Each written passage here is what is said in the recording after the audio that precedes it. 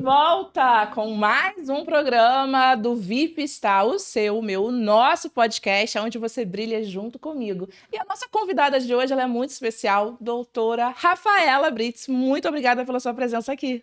Eu que agradeço. Boa noite.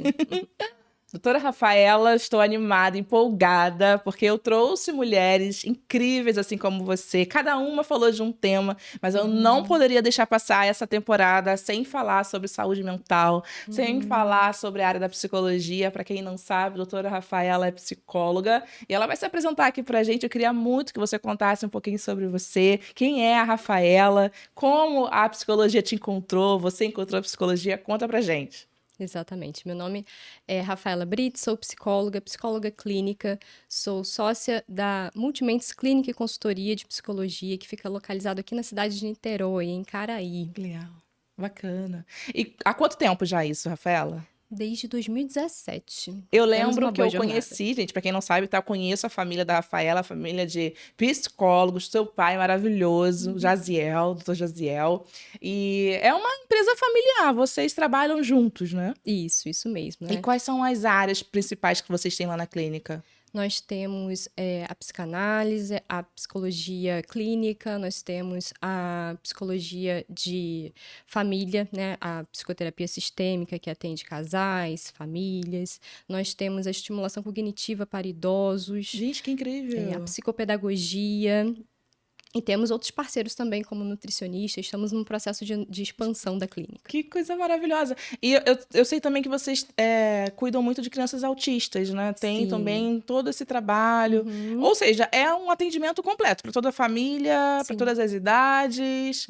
E qual é o Instagram da clínica? Que eu já quero falar aqui para o pessoal seguir. Multimentes Clínica. Multimentes Clínicas. Então a gente vai saber mais um pouquinho sobre ela. Eu queria que você me contasse como que você escolheu essa área. Você sempre quis ser psicóloga? Você teve dúvida no meio do caminho? Conta para mim.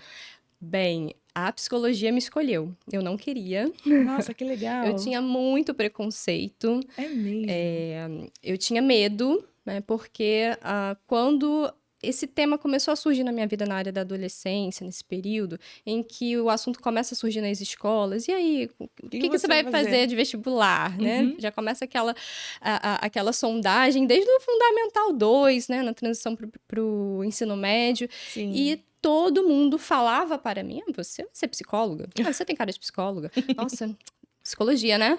E eu falei, não quero ser veterinária, não quero outra coisa, psicóloga eu jamais, né?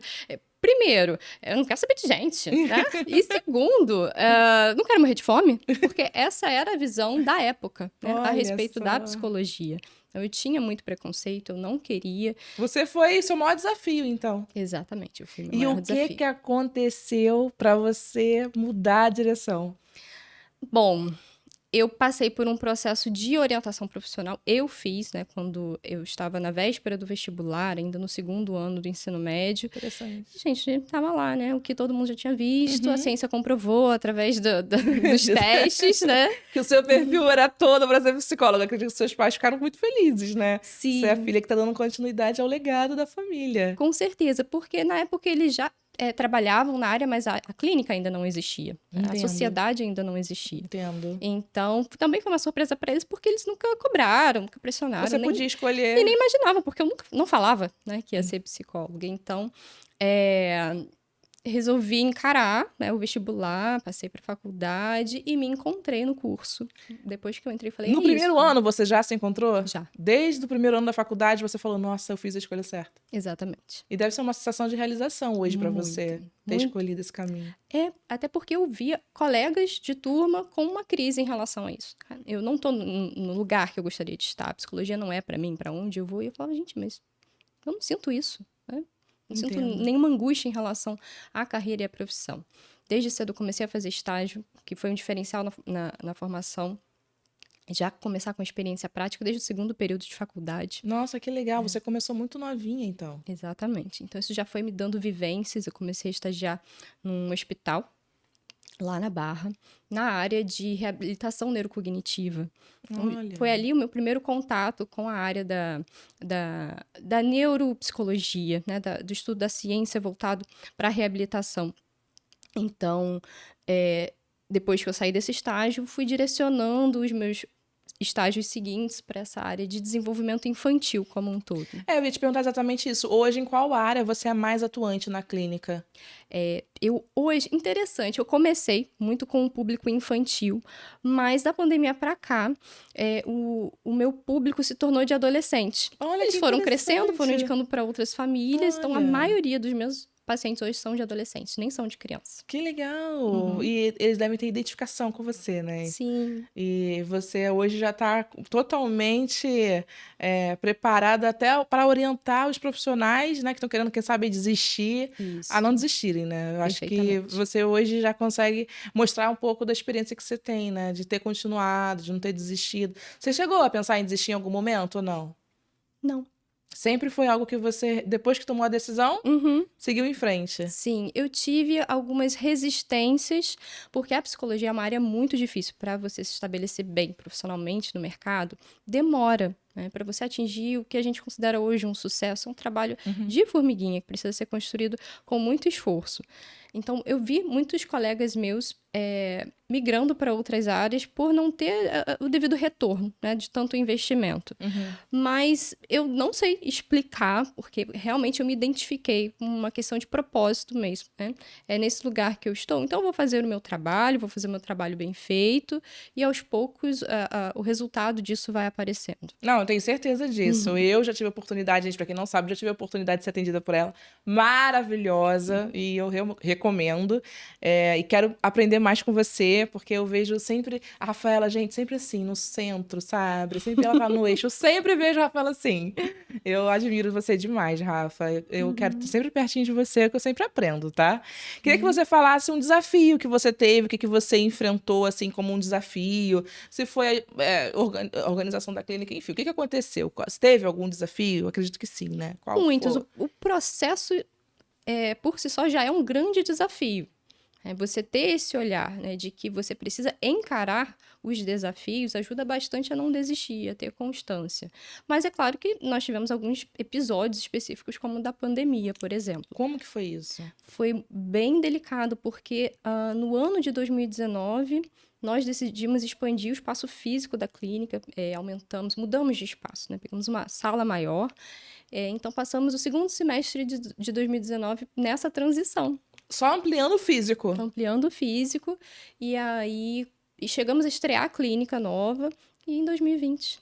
Todo mundo voltou para casa. Todo mundo voltou para casa, e a gente, né, com o espaço... E não saiu. É. E levou 2 anos isso. Exatamente. Então, esse foi o maior desafio, né? Cobrir todos os custos desse alto investimento num período em que o espaço nem estava sendo usado. Como seria isso? E você percebeu um aumento na demanda do online instantaneamente? Ou meses depois mesmo, quando as pessoas viram que não, realmente, a gente não vai voltar? Demorou um pouco, porque a gente passa por isso dentro da área da saúde mental. Geralmente, quando uma pessoa passa por algum problema financeiro, o primeiro corte é a terapia. Então, no período da pandemia, a grande questão foi a crise econômica. Como que ficava, né, a questão do trabalho nesse período? Então, muitas pessoas, a título até de prevenção, entraram em contato comigo e falaram: Rafaela, vou suspender, porque eu não sei o dia de amanhã. Então, o primeiro impacto foi... Estão acabando todos os meus clientes. Exatamente. Nossa. O primeiro impacto foi esse, de uma significativa redução do número de pacientes. Confiança, muita fé, né? A questão de ter resiliência, entender qual era o cenário todo, para a gente poder não tomar nenhuma atitude impulsiva, como muitos empresários fizeram, né? De devolver os seus imóveis, né? Sim. De Se precipitar. De desistir. Exatamente.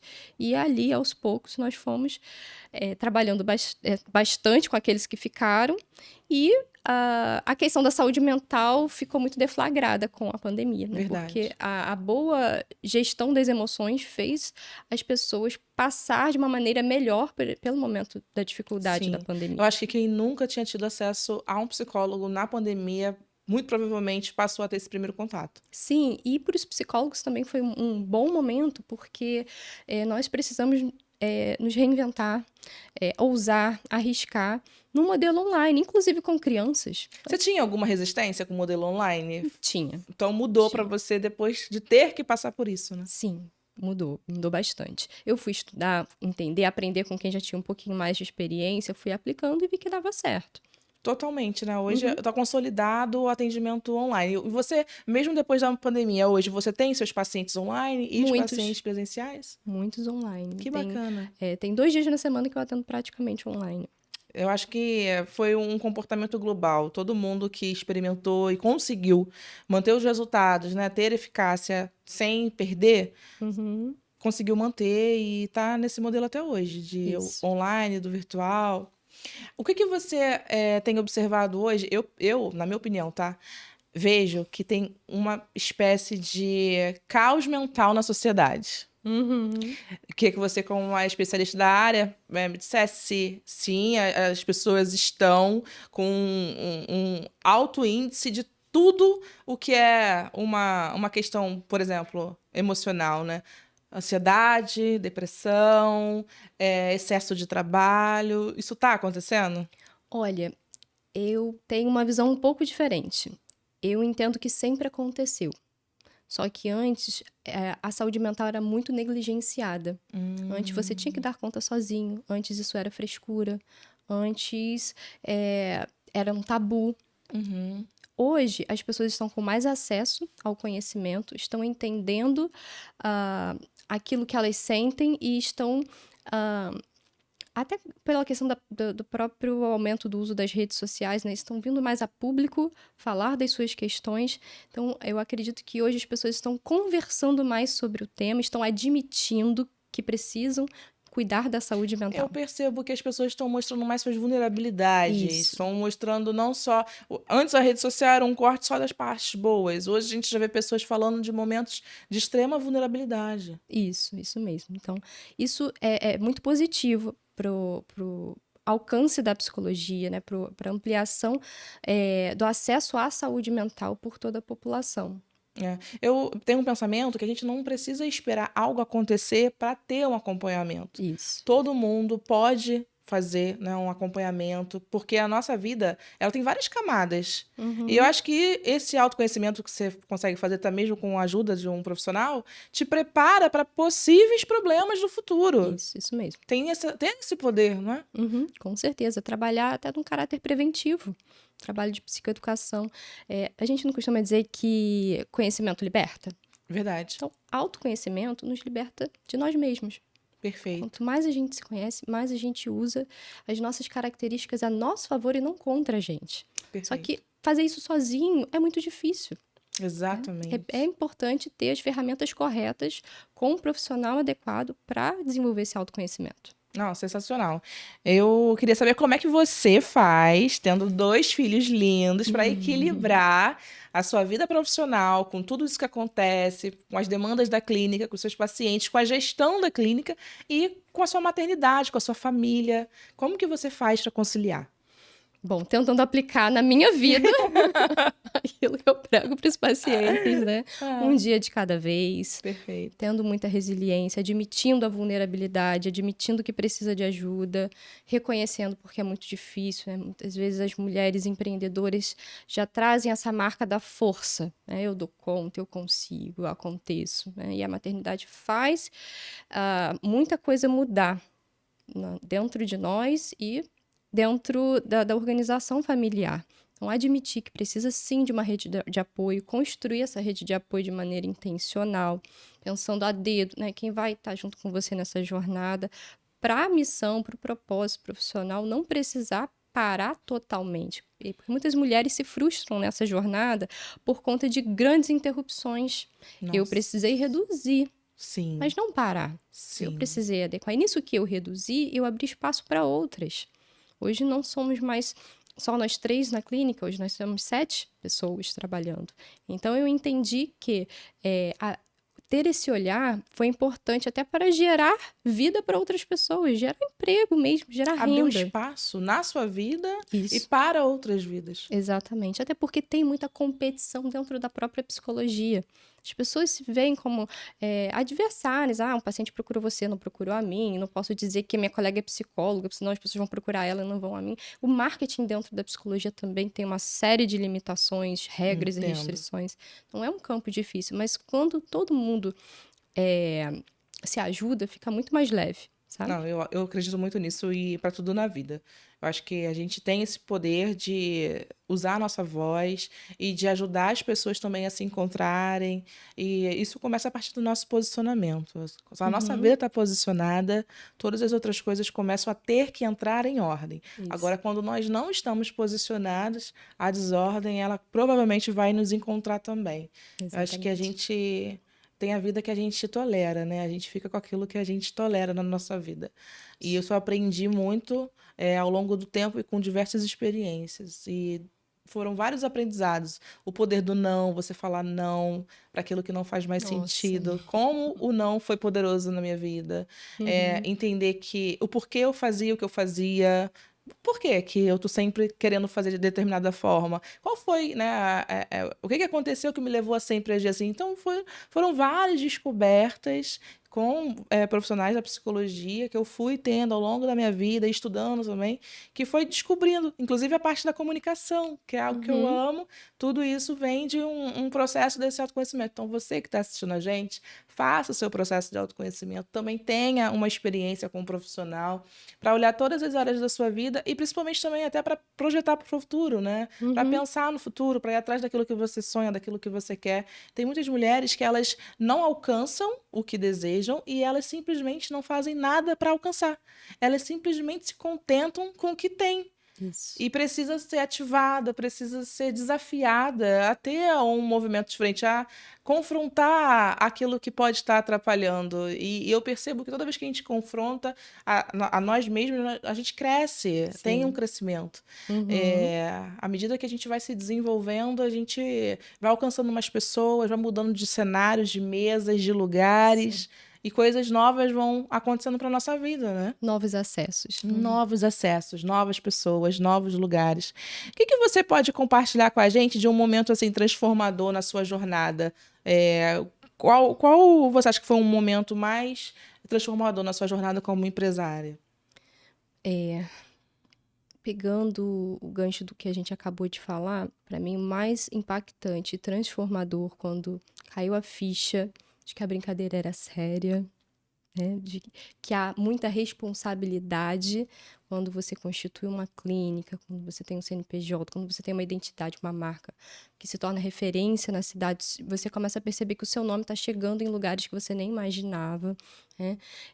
Esse, para mim, foi o momento mais transformador, quando eu entendi que eu precisava cuidar de quem cuidava de mim, olhar a clínica, olhar minha empresa, né, como uma pessoa, né, que precisa da minha atenção, que precisa da minha dedicação e precisa ser levada a sério, que não pode ficar para depois, não pode ficar para segundo plano.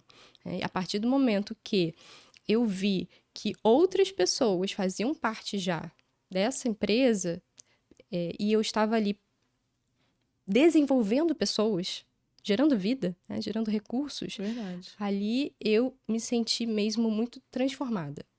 Então você viveu isso na pele, você sentiu isso tudo na pele. Acho que muita gente que está aí acompanhando a gente pode estar passando por algum momento desafiador. Uhum. Como eu já citei antes, né, a gente tem a depressão, tem a ansiedade, tem essa falta de se encontrar.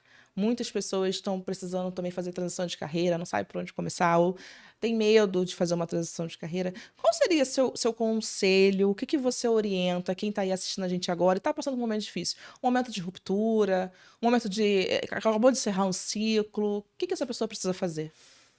Não colocar o coração no dinheiro, não colocar o foco nos números, né? A gente tem que ter sim um acompanhamento, é uma questão de responsabilidade, Sim. mas o coração não pode estar nesse lugar. Se o coração estiver bem centrado e certo de que aquilo é o seu propósito, o próprio trabalho vai gerar esse fruto, e você vai fluir dentro daquela profissão. Quando o nosso coração está no lugar errado, sempre tem essas dificuldades que você descreveu. Nossa, amei, sensacional. Eu acho que a Bíblia fala que aonde está o nosso coração, ali está o nosso tesouro. Eu acho que isso define muito bem. Uhum. E empreender, gente, entre muitas coisas, eu sempre falo, é você aprender a monetizar uma paixão. É você encontrar quais são os caminhos de monetizar aquilo que você tanto ama. Uhum. Às vezes, né, a gente não consegue enxergar o que está tão perto, tão próximo, e fica evitando aceitar talvez aquilo que já foi desenhado, né? Exatamente. E isso aí eu acho que é um papel fundamental que a psicologia tem, de ajudar as pessoas a chegarem nesse lugar de aceitação, de Uhum. se aceitarem, de se apropriarem dos seus dons, dos seus talentos, para potencializarem quem são. E isso é algo que a gente precisa de ajuda. Não Uhum. dá. Tem coisa que não dá para fazer sozinho. Não dá para Sim. chegar em lugares longe sozinho. Você precisa ter pessoas de confiança, leais, profissionais sérios, né? Você está abrindo a sua vida, seus maiores medos, seus traumas para pessoas que podem, de fato, te dar um novo direcionamento. As pessoas que trabalham com isso são pessoas que se dedicam, que estudam. Acho que Sim. essa escolha é fundamental, né? Não, com certeza. Enquanto você falava, eu fiquei pensando aqui agora nessa questão mesmo do próprio desafio da psicologia. É uma área que também é muito sucateada, muito desvalorizada, né?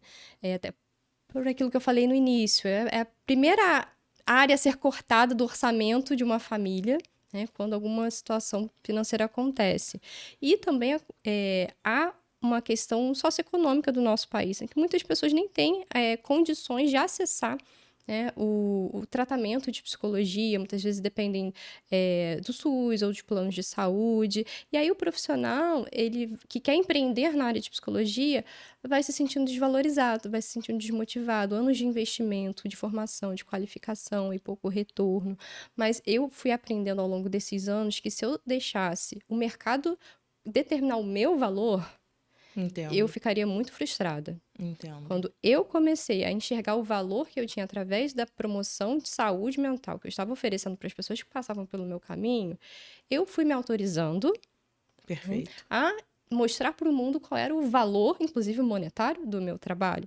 E assim, fui ficando conhecida nessa área e valorizada, né, e Exatamente. recebendo o devido retorno financeiro. Eu acho isso muito importante, saber se valorizar, saber se posicionar. Eu sempre falo com as mulheres que me acompanham nas minhas redes sociais, lá no meu Instagram, sobre você não desistir dos seus sonhos. Muitas elas desistem e elas simplesmente param no meio do caminho. E eu acredito que quando você toma uma decisão, você pode mudar toda uma história, todo um destino. A minha mãe, ela é funcionária pública e ela mudou o destino da nossa família porque ela decidiu estudar, ser diferente e foi aprovada em concursos e isso trouxe uma estabilidade para nossa família que me deu o poder de escolha.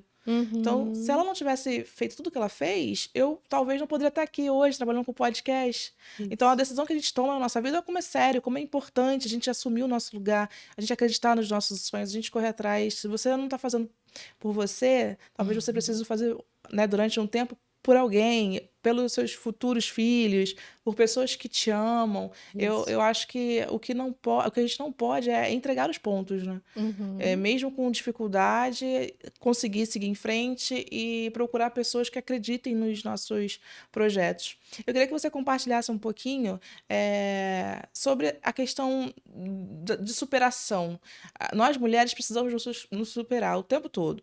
Então, é uma superação na parte emocional, quando você entra num relacionamento frustrado e aquilo atrasa a vida daquela mulher porque ela demora para se refazer. Ou então ela descobre uma traição e aquilo também traz muita dor e ela precisa superar. Se você pudesse ajudar a gente agora, né, todo mundo que está assistindo aqui, a falar sobre superar, como que a gente consegue superar um trauma e realinhar a nossa vida? Bem, além de se jogar na jornada, né, do autoconhecimento através da psicoterapia com o seu lugar, o seu espaço, sua escuta de um profissional qualificado, é importante a pessoa que está passando por esse tipo de situação entender que precisa ser intencional com as escolhas que faz a respeito das pessoas que vai andar, das pessoas que ela vai deixar entrar na própria vida. Perfeito. Bem, a mulher por si só já é mais vulnerável, mais sensível a essas questões, por já ser mais emocional. Perfeito. E por muito tempo a sociedade explorou a mulher nesse sentido, Uhum. né? E subvalorizou. Então a mulher traz já essa marca da inferioridade e essa marca da inferioridade faz ela acreditar que precisa estar sempre num lugar de competição. Competição com o homem, competição até com as próprias mulheres. Muita competição entre mulheres. Nossa, a competição feminina é pauta. Exatamente. Então, ter esse cuidado para não entrar nesse lugar de competição nas relações que estabelece também ajuda a superar essas dores e esses Perfeito. traumas. Porque quando você abre espaço para cooperação, fica mais leve carregar, Sim. né, as bagagens emocionais. A competição, ela anda junto com a comparação. Sim. Acho que hoje em dia, pelas redes sociais, as pessoas elas acabam se comparando muito. E rede social é apenas um recorte. Eu queria, inclusive, que a gente comentasse sobre isso. Você percebe o impacto, uma influência da rede social hoje na saúde mental das pessoas? Sim, muito. Principalmente dos jovens, dos adolescentes. Ao mesmo tempo que há já um entendimento maior sobre a necessidade de cuidar da saúde mental, já tive muitos adolescentes procurando terapia por iniciativa própria deles pedirem para os pais para levarem ao psicólogo, por entenderem que precisavam cuidar da saúde mental. Isso está acontecendo. Mas, por outro lado, também há uma saturação, né, de informação, uma permissividade, né, no acesso aos conteúdos. Isso faz com que a inocência seja quebrada muito cedo. Uma violência física e mental pode acontecer quando a família não acompanha, de fato, o conteúdo que esses jovens Não, isso é acessam. muito Então, há uma A vulnerabilidade, gente sim. tem falado muito sobre o tempo de tela, né? Sim. Precisa ter cuidado com esse tempo de tela para as crianças. Muito, muito. E também com o tipo da tela, né? O tempo da tela é muito importante ser supervisionado, mas o tipo de tela também. Né? Na pandemia, a gente passou por muita dificuldade em relação a isso, porque não tinha muito o que fazer. Né? Sim. Então, algumas estratégias foram criadas para amenizar esse impacto. Por exemplo, quando você assiste um filme num telão, né, há uma distância bacana. E a pessoa não está totalmente desconectada do que está acontecendo ao seu redor. Quando você coloca um celular na mão de uma criança, o que ela enxerga? Absolutamente apenas aquilo ali na frente dela. Exatamente. Então, quebra a conexão com o mundo real. Então, é muito importante também ter esse olhar atento ao tempo e ao tipo de tela que você expõe, né, a criança e o jovem. O que você considera hoje, assim, característica de uma rotina saudável? Quais seriam as características? O que a pessoa precisa fazer para ela desenvolver isso e passar a ter uma vida mais feliz, uma rotina mais saudável? Como é difícil, é o óbvio, mas é muito difícil. Né? A constância na qualidade da alimentação. Perfeito. O simples, né, da hidratação. Estamos no Rio de Janeiro, um calor enorme, e a gente não se hidrata. Exatamente. A gente esquece de beber Muito água. verdade isso. A gente esquece de priorizar a atividade física. Então, hoje, dentro da psicologia, já há até um olhar para isso. Que a gente chama de psicologia integrativa. Quando a gente recebe esse paciente, a gente olha o todo.